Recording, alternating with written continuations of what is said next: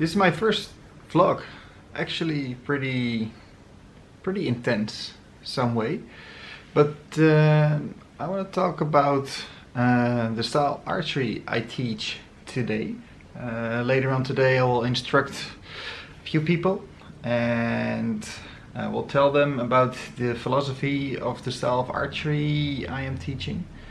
I call it Gungsul Academy, and yeah, it's pretty exciting.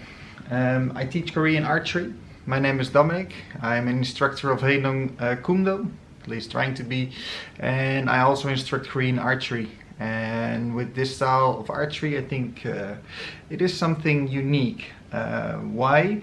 Because the Korean style of archery is very different from the style of archery we teach here in the Netherlands. And in the Netherlands, mostly it is a three-finger draw, Olympic style, recurve style.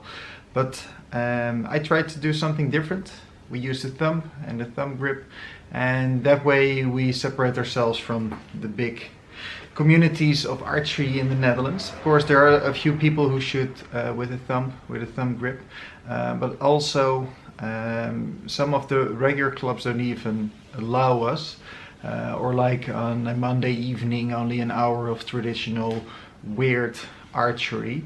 But I try to teach students at the University of Amsterdam a certain style of archery which is pretty unknown but pretty innovative and exciting to do, since it's more than just shooting and hitting your target.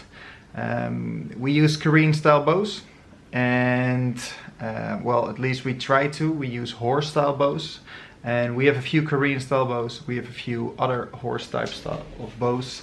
Let me show you my first bow where I practice with. This is the Ski Bay from Samick Archery.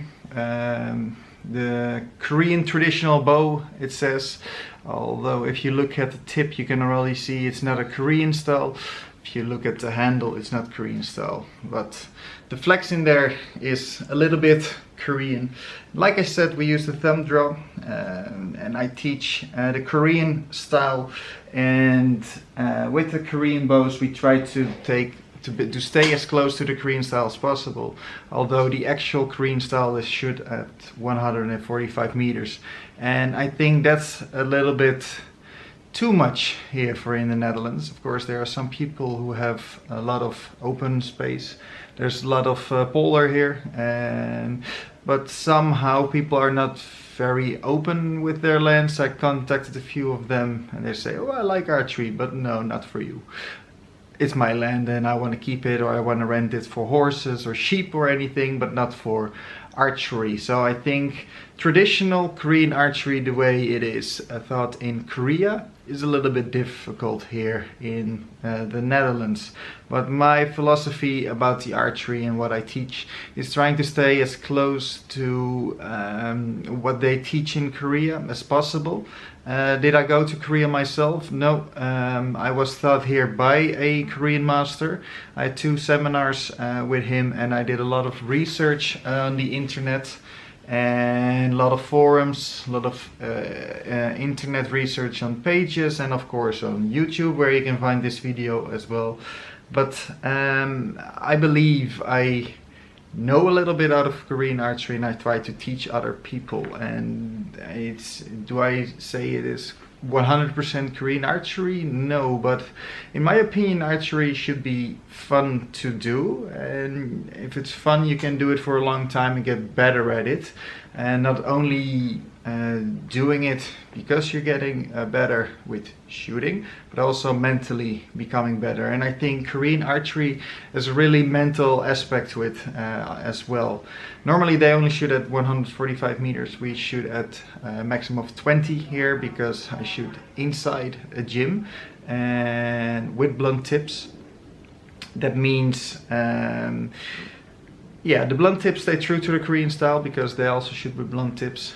We shoot at bottles, but that means the mindset is a little bit different because the arrows of course don't stick, but that's safer for the inside. Of course, we also sometimes shoot at a club by myself, but yeah, Where I teach, we don't have the stuff to shoot with sharp tips, so we shoot with blunt tips, and we try to use the Korean style of draw, which is the draw, of course, by going up and then straight, and maybe even into the overdraw.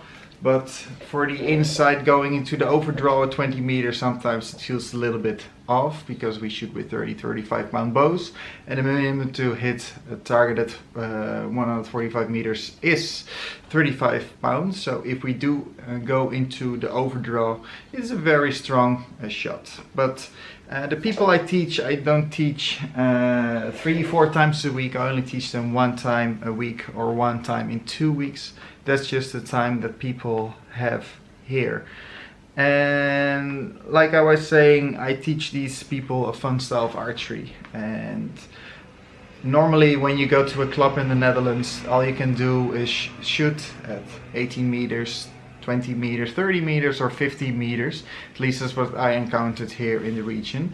Or go do 3D archery, which are outside on fake animals, which are also really fun.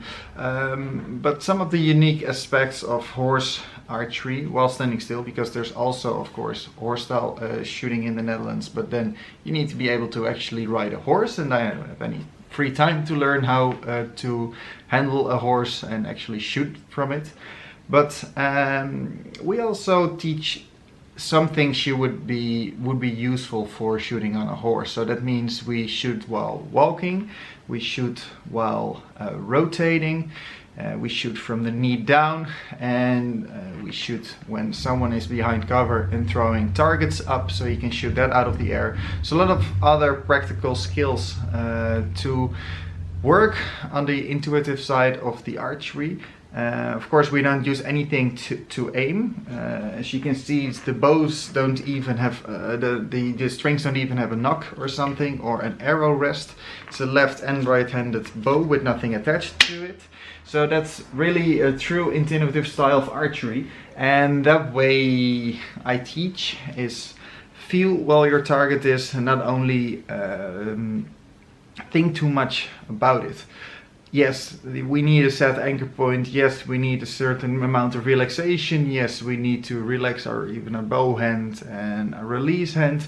All the basics are there, and after, let's say, about 2 months of training, we will go into the more intuitive style of archery, where I even start teaching sometimes to shoot without an anchor point, just trying to feel where the target is.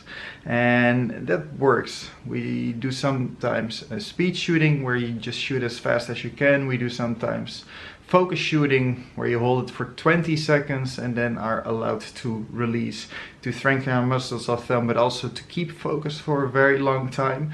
And in these classes, I try to do something different every week, but always consistent, at least 30 to 45 minutes of normal shooting, and the hour around that is reserved for some part of training. And most of the times we do work on the overdraw as well, and the katra, the releasing, the relaxation part of the bow, but also, yeah, in training we do a lot of things. And this video was just me talking about what I do for training. I will do more videos about the style I'll have.